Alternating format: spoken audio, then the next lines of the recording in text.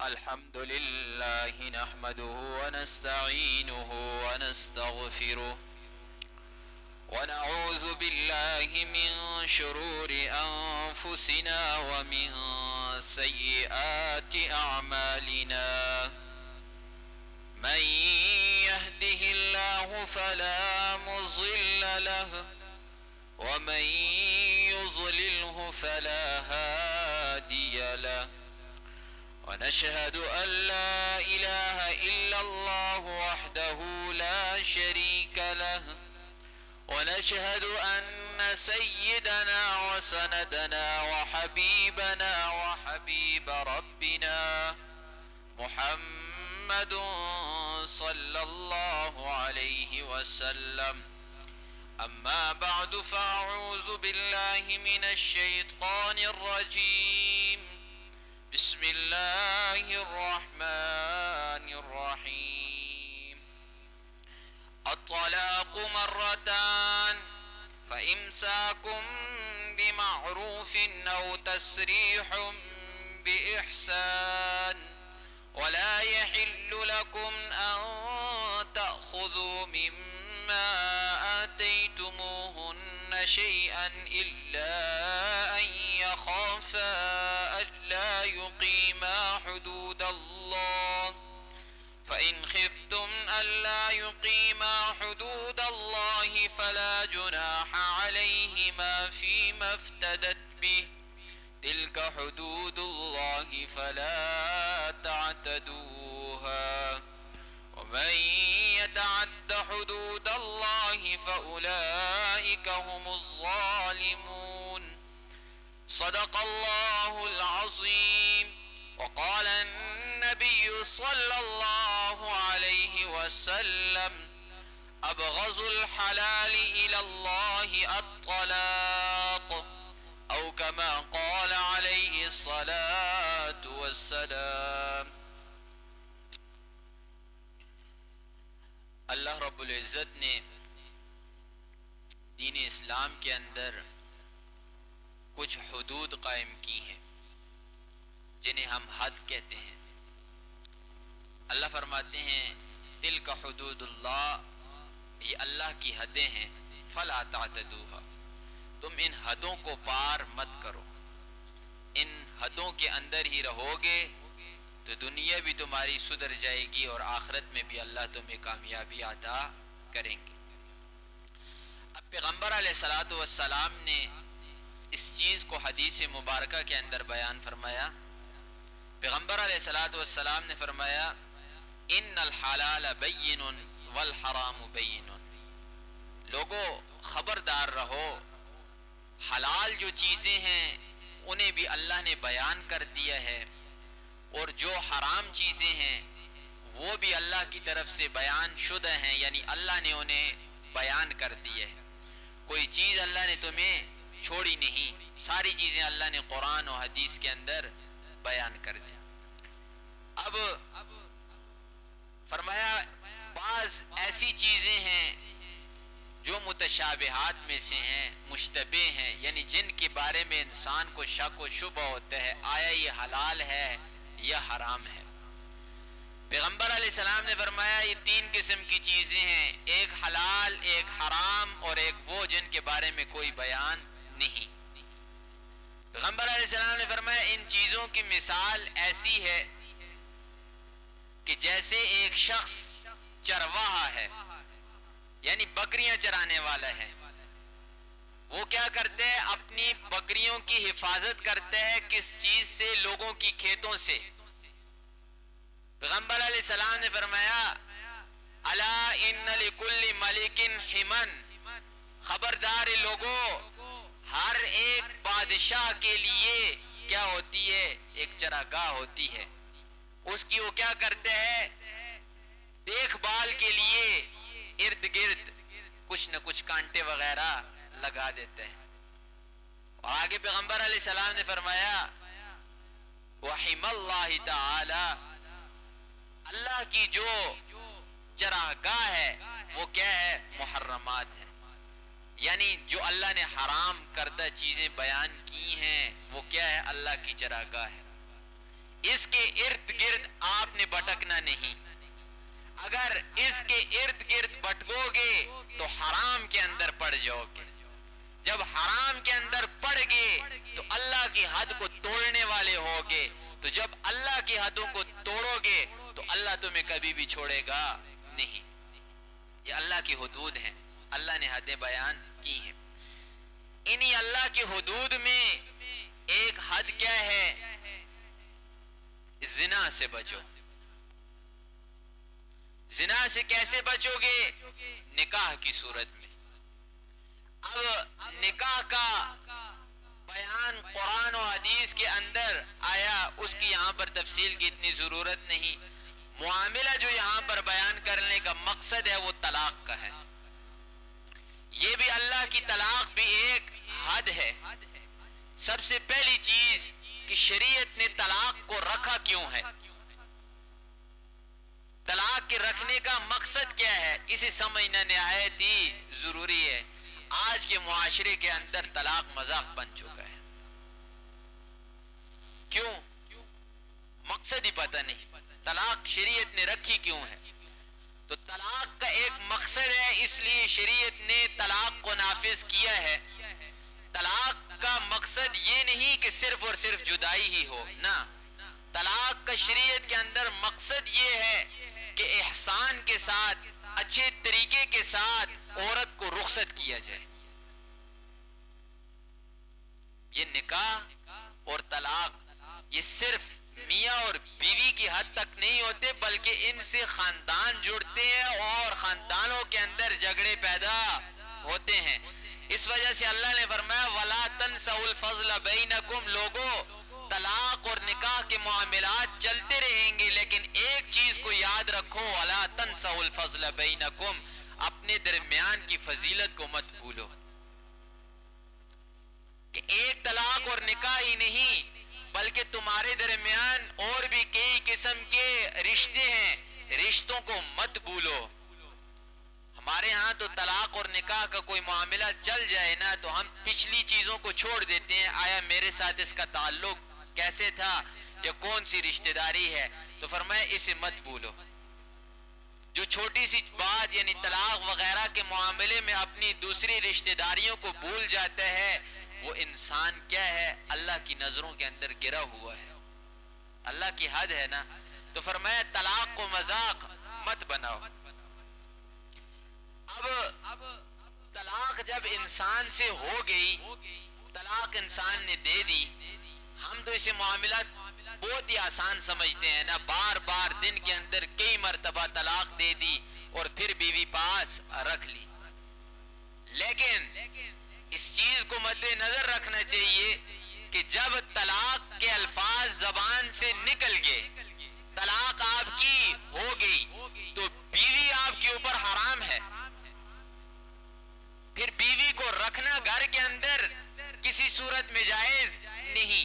اگر پھر بھی کسی نے طلاق دے کر بیوی کو رکھا گھر کے اندر تو وہ زنا شمار ہوگا، نکاح شمار نہیں ہوگا، معمولی بات نہیں۔ اچھا، بعض لوگوں کا یہ نظریہ ہے کہ غصے کے اندر طلاق نہیں ہوتی، لیکن پیغمبر علیہ السلام نے اس چیز کو بیان کر دیا۔ پیغمبر علیہ السلام نے فرمایا ثلاثۃ جدہن وہزلہن جدہن، تین چیزیں ایسی ہیں کہ جو کسی صورت میں بھی ہو جاتی ہیں، چاہے مذاق کے اندر ہو، حقیقت کے اندر ہو، غصے کے اندر ہو، کسی صورت میں بھی ہو، وہ تین چیزیں ہو جاتی ہیں۔ اس میں سے پیغمبر علیہ السلام نے فرمایا الطلاق والنکاح والرجوع، سب سے پہلی چیز طلاق ہے۔ زبان سے ایک دفعہ نکل گئی، اب ساری دنیا کے اندر اگر انسان زور لگائے وہ بیوی دوبارہ واپس نہیں مل سکتی جب تک کہ کسی اور کے ساتھ وہ نکاح نہ کرے۔ فرمایا اسی طریقے سے نکاح ہے، اگر گپ شپ مذاق کے اندر یا سنجیدگی کے اندر کوئی لڑکا اور لڑکی آپس میں ایجاب و قبول کر لیتے ہیں، اب ساری دنیا زور لگائے ان دونوں کو جدا نہیں کر سکتی۔ کیوں؟ ایک دفعہ زبان سے نکل گیا۔ اگرچہ یہ مذاق کے اندر ہی کیوں نہ نکلا ہو. پیغمبر علیہ السلام نے فرمایا ہو جائے گا, نکاح بھی ہو جائے گا, طلاق بھی ہو جائے گی. اور فرمایا والرجوع, اور اسی طریقے سے یہ رجوع بھی مذاق کے اندر بھی اور حقیقت کے اندر بھی ہو جاتا ہے. یعنی ایک طلاق آپ نے بیوی کو دی تو وہ آپ کے نکاح کے اندر برقرار ہے, پھر اگر آپ نے اس سے رجوع کیا, کوئی بات چیت کی, تو دوبارہ آپ کے نکاح کے اندر آ جائے گی. تو غصے والی بات معتبر نہیں. کوئی بھی پیار اور محبت کے اندر طلاق نہیں دیتا, طلاق ہمیشہ غصے ہی کے اندر ہوتی ہے, تو طلاق ہو جائے گی. اچھا, پھر جب کھیل بنا دیا جاتا ہے نا اس معاملے کو کہ طلاق دی, طلاق دینے کے بعد بیوی کو گھر میں رکھ لیا اور کہا کہ چلو کیا پتہ ہے کسی کو, میں نے ہی بیوی کو طلاق دی ہے, لیکن یاد رکھیں اس کا نقصان کتنا بڑا ہے. اس کا نقصان اتنا بڑا ہے کہ انسان سوچ بھی نہیں سکتا. پہلا نقصان تو یہ ہے کہ اللہ کے ساتھ سیدھا سیدھا دھوکہ ہے, اللہ کی حد کو توڑنے والی بات ہے, اللہ کے مقابلے کے اندر آنے والی بات ہے. اور دوسری چیز, انسان دنیا کے اندر تباہ ہو جاتا ہے. تباہی کی وجہ کہ دن رات جب گھر کے اندر زنا ہوگا تو خود سمجھیے رحمت اترے گی اللہ کی یا عذاب اترے گا, عذاب اترے گا. پہلے بھی عرض کیا تھا, پھر عرض کرتا ہوں کہ ایک ہے گناہ کو گناہ سمجھنا اور پھر کرنا, اس کا کیا ہے, بس گنہگار ہوتا ہے انسان, صرف اور صرف گنہگار ہے. ایک مثال کے طور پر ایک آدمی زنا کرتا ہے, شراب پیتے ہے, کوئی بھی گناہ کرتا ہے, لیکن اسے وہ گناہ سمجھتے ہے کہ میں اللہ کا گنہگار ہوں, اللہ کا مجرم ہوں. اللہ اسے توبہ کی توفیق بھی دے دیتا ہے. کیوں؟ اس نے گناہ کو گناہ سمجھ کے کیا ہے. پیغمبر علیہ السلام نے فرمایا انسان ہے ہی گناہوں کا پتلا, وہ گناہ کرتا ہے, اللہ سے معافی مانگتا ہے, اللہ معاف کر دیتا ہے. ایک تو یہ گناہ ہے, گناہ کو گناہ سمجھ کے کر رہا ہے, اور ایک ہے گناہ کو حلال سمجھ کے کرنا. ہے تو گناہ, شراب پینا گناہ ہے کہ نہیں گناہ؟ ایک شخص شراب پیتے ہیں, زنا کرتے ہیں, لیکن کہتے ہیں کہ یہ حلال ہے, میرے لیے کیا ہے, حلال ہے. تو یاد رکھیں جب گناہ کو حلال سمجھیں گے انسان دائرہ اسلام سے ہی نکل جاتا ہے, پھر فور کافر ہو جاتا ہے. اور یہ طلاق کا معاملہ بھی یہی ہے. طلاق دے دی, پتہ چل گیا کہ طلاق ہو گئی, اب اپنے آپ کو پتہ ہے, لیکن لوگوں کے سامنے کہتے ہیں جی میں نے طلاق دی ہی نہیں, یا تعویل کرتے ہیں میں نے تو ایسے کہا تھا یا ایسے ہو گیا. تو یہ بھی کیا ہے, حرام کو اس نے حلال قرار دیا ہے, اللہ کے مقابلے کے اندر آیا ہے. اب طلاق ہو گئی, چھوڑ دے بیوی کو, بیوی چلی جائے. اب اللہ کیا ہے, سب سے بہترین ہے. اللہ کیا کرے گا, بیوی کے لیے نیا خاوند بہتر دے گا, اور اس خاوند کو اس سے پہلے سے بہتر بیوی دے دے گا. اللہ کے خزانوں کے اندر کون سی کمی. لیکن جب اسے بٹھایا اپنے پاس تو یاد رکھ لیں عذاب الہی کو دعوت دے دی طلاق دینے کے بعد. معمولی بات نہیں ہے. آگے یاد رکھیں جب ایسا معاملہ ہوتا ہے تو نسلیں بگڑ جاتی ہیں, وہ چیز آگے کئی نسلوں تک چلتی ہے, وہ بے حیائی بے غیرتی کئی نسلوں کے اندر وہ چلتی رہتی. تو یہ طلاق کا معاملہ اتنا آسان نہیں. اللہ فرماتے ہیں الطلاق مرتان, کوئی چیز شریعت نے چھوڑی نہیں, ہر چیز شریعت نے بیان کی ہے کہ طلاق دینی کیسے ہے, طلاق کب دینی ہے, اور کس مجبوری سے طلاق دینی ہے, ساری چیزوں کو بیان کی ہے شریعت. الطلاق مرتان, طلاقیں دو ہیں. قرآن کہتے ہیں مرد کے پاس جو اختیار ہے طلاق دینے کا وہ کتنے ہیں, 2 دفعہ طلاق. ایک دفعہ طلاق دے دی, ٹھیک ہے, عورت کو کچھ سمجھ آ جائے تو وہ کیا کرے گی, رہے گی, آپ رجوع کر لیں, ایک بار آپ کو مل گئی. دوسری مرتبہ نہیں وہ سنتی, 3-4 مہینے سال بعد پھر بگڑ رہی ہے, ایک طلاق آپ اسے اور دے دیں. دو طلاقوں کا اختیار آپ کے پاس ہو گیا، اب بیوی بھی سہم جائے گی، آپ بھی ٹھہر جائیں گے کہ جو اختیارات تھے وہ ختم ہو چکے ہیں۔ اب اگر تیسری مرتبہ زبان سے نکالو گا طلاق کا لفظ، بیوی فارغ ہو جائے گی۔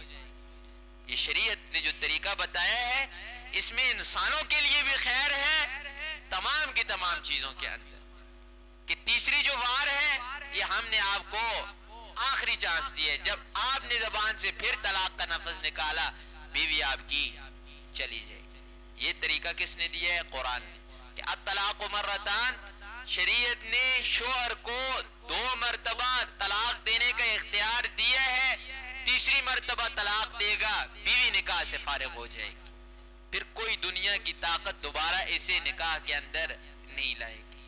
اب یہاں پر ایک بات سمجھنے کی بہت ہی نہایت ضروری ہے، وہ کیا؟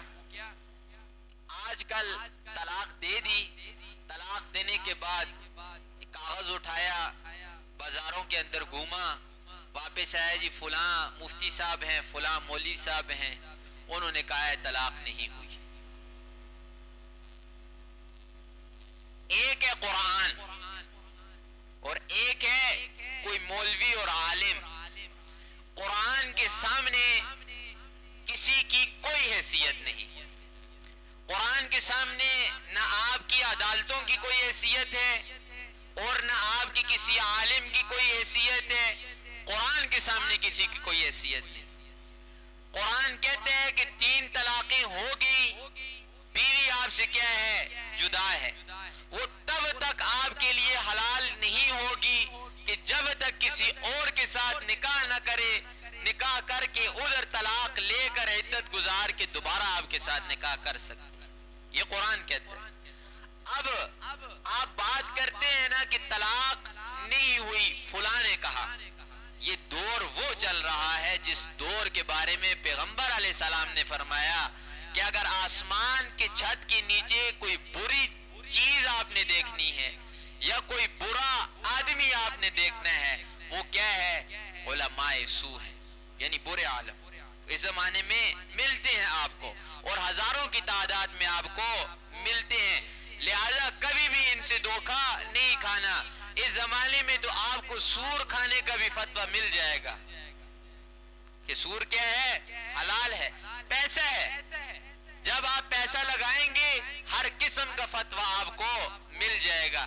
لیکن بات جو پہلے میں نے کی اس بات کے اوپر توجہ رکھیں کہ قرآن نے آپ کو طلاق دینے کا طریقہ بتا دیا ہے، طلاق کیسے دینی ہے، پیغمبر علیہ السلام نے آپ کو طریقہ بتا دیا ہے کہ طلاق کب ہوگی اور طلاق کیسے ہوگی۔ شراب حرام ہے کہ نہیں؟ شراب پینا حرام ہے، لیکن کسی نے پی لی وہ اپنا اثر دکھلائے گی کہ نہیں دکھلائے گی؟ اسی طریقے سے طلاق 3 طلاقیں ایک مجلس کے اندر دینا حرام ہے، نہیں دینی چاہیے۔ جیسے شراب پینی حرام ہے نا، لیکن کسی نے پی لی وہ اثر دکھائے گی کہ نہیں دکھائے گی؟ اسی طریقے سے 3 طلاقیں ایک وقت کے اندر ایک مجلس کے اندر دینا حرام ہے، لیکن اگر کسی نے دے دی تو فی الفور ہو جائے گی، اب اس سے واپس نہیں لا سکتے، یا اس کی بیوی کو دوبارہ اس کے نکاح کے اندر نہیں بٹھا سکتے۔ اور جو کوئی انسان چاہے عالم ہو، چاہے جاہل ہو، چاہے شوہر ہو یا کوئی غیر ہو، جس کسی نے کوئی حمایت کی کس شخص کی جس نے 3 طلاقیں دی ہیں، یعنی اس کی بیوی کو واپس لانے میں کسی قسم کی کوئی حمایت کی یا کوئی بات کی، تو یاد رکھ لیں یہ لعنتی آدمی ہے۔ کیوں؟ اللہ کی حدیں ہیں، اللہ کی حد کو جب توڑیں گے تو اللہ تباہ و برباد کر کے رکھ دے گا، معمولی چیز نہیں۔ جتنا آسان معاشرے نے سمجھا ہے نا طلاق کو، اتنی آسان طلاق نہیں۔ پیغمبر علیہ السلام نے فرمایا ابغض الحلال، یعنی تمام حلال چیزوں کے اندر سب سے مبغوض ترین چیز، یعنی اللہ کے غصے کو دعوت دینے والی سب سے بڑی چیز وہ کیا ہے؟ طلاق ہے۔ یہ پیغمبر علیہ السلام جو طلاق دے گا وہ کیا؟ اللہ کے غصے کے ساتھ خاص ہو جائے، اور طلاق دی اور پھر کیا؟ پھر اپنے پاس بیوی رکھ لی اور پھر صبح طلاق دی، پھر شام کو بیوی اپنے پاس رکھ لی، تو کیا ہے؟ اللہ کے غصے کو دعوت دے. فرمایا نہ کرو. جب ایسا کرو گے تو اللہ کے غصے کو دعوت دینے والے ہوگے، عذاب الہی کو دعوت دینے والے ہوگے، اور جو کوئی عذاب الہی کو دعوت دیتا ہے اللہ اسے دنیا کے اندر ہی تباہ و برباد کر کے رکھ دیتے ہیں. تو فرمایا یہ ہے طلاق. اب طلاق دینی کیسے ہے؟ سنت کیا طریقہ ہے؟ یعنی طلاق دینے کا شریعت نے جو آپ کو طریقہ بتلایا ہے وہ کیا ہے؟ بیوی کی ماہواری گزر گئی، یعنی جو اوقات آتے ہیں عورتوں کے اوپر، وہ جب گزر گئی، پاک ہو گئی بیوی، تو اس پاکی کی حالت کے اندر ایک طلاق بیوی کو دے دے. اب آپ نے ایک طلاق دے دی تو اب انتظار کریں کس کا؟ عدت کا. تقریباً 3 مہینے. وہ 3 مہینے آپ انتظار کریں. درمیان کے اندر اگر میاں بیوی کے اندر صلح ہو جاتی ہے تو نکاح کو برقرار رکھ لیں. اگر صلح کی صورت نہیں ہوتی تو عدت گزرنے دیں. ادھر سے عدت گزرے گی، ادھر سے بیوی آپ کی فارغ ہو جائے گی اسی ایک طلاق کے ساتھ. یہ خوبصورت ترین طلاق ہے، سب سے بہترین دینے کا طریقہ. اور جب آپ ایک ہی مجلس کے اندر 3 طلاقیں دیں گے تو یہ کیا ہے؟ حرام ہے، ہو جائیں گی، واپسی کی کوئی صورت نہیں. اچھا ایک بات اور ذہن میں آ گئی کہ جب 3 طلاقیں ہوں گی پتہ چل گیا، تو آج کل ایک صورت بنی ہوئی ہے حلالے کی. صورت کیا ہے؟ جسے نام دیا جاتا ہے حلالے کا. حلالہ سینٹر بھی کئی قسم کے کھل چکے ہیں. تو اس کے بارے میں پیغمبر علیہ الصلوۃ والسلام نے کیا فرمایا؟ پیغمبر علیہ السلام نے فرمایا حلالہ کرنے والا اور حلالہ کروانے والا یہ دونوں لعنتی ہیں. اور لعنت کس نے بھیجی ہے؟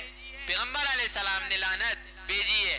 کہ کوئی شخص کہتے ہیں کہ آپ کی بیوی کے ساتھ میں نکاح کرتا ہوں 2 دن کے لیے، 1 دن کے لیے، کچھ گھنٹوں کے لیے، پھر میں طلاق دوں گا، آپ نے کہا دوبارہ اس کے ساتھ کر لیں. تو یہ کیا ہے؟ لعنت کا مستحق، کرنے والا بھی اور کروانے والا بھی. قرآن نے جو راستہ آپ کو دیا ہے وہ سب سے بہترین راستہ ہے. قرآن نے کیا راستہ دیا؟ آپ نے بیوی کو طلاق دے دی، اب بیوی عدت گزارے، عدت گزارنے کے بعد اپنی مرضی کے ساتھ کہیں جا کر نکاح کرے. اب اگر ادھر سے وہ شوہر اپنی مرضی کے ساتھ بلا کسی وقت کے تعین کے 2 سال بعد، 4 سال بعد، 5 سال بعد، 10 دن بعد اپنی مرضی سے وہ طلاق دے، پھر وہ عدت گزارے اور دوبارہ اگر آپ سے نکاح کرے تو قرآنی روح سے ادھر آپ کو اجازت ہوگی، وگرنہ آپ کو اجازت نہیں. فرمایا معمولی کام نہیں. طلاق سب سے بڑا مبغوض عمل ہے. اور دوسرا، اس زمانے کے اندر طلاقیں کروائی بھی جاتی ہیں، ماں کی طرف سے، والد کی طرف سے، رشتہ داروں کی طرف سے، جی چلو بیوی کو طلاق دے دو. تو پیغمبر علیہ السلام نے کیا فرمایا؟ ایسے شخص کے متعلق بھی پیغمبر علیہ السلام نے فرمایا کہ وہ لعنتی ہے. اس کے اوپر کس کی لعنت ہے؟ اللہ کی لعنت ہے جو میاں اور بیوی کے درمیان طلاق کرواتا ہے اور زبردستی جو 2 کو جوڑے گا. تو پیغمبر علیہ السلام نے فرمایا جنت کی خوشخبری ہے. تو اسی طریقے سے جو 2 کو توڑے گا، کسی کا گھر برباد کرے گا، تو اس کے بارے میں بھی فرمایا کہ اللہ کی کیا ہے؟ لعنت ہے اور اللہ کی پٹکار ہے 2 گھروں کو توڑنے والے کے بارے میں. تو فرمایا وَلَا يَحِلُّ لَكُمْ أَن تَأْخُذُوا مِمَّا آتَيْتُمُوهُنَّ شَيْئًا. اچھا جب طلاق ہو جاتی ہے تو طلاق کے بعد کیا ہوتا ہے؟ مہر کا معاملہ آتا ہے، جس کے اندر شوہر کی یہ غرض ہوتی ہے کہ میں کسی طریقے سے مہر کو دبا دوں اور بیوی کو مہر نہ دوں. فرمایا ایسے مت کرو.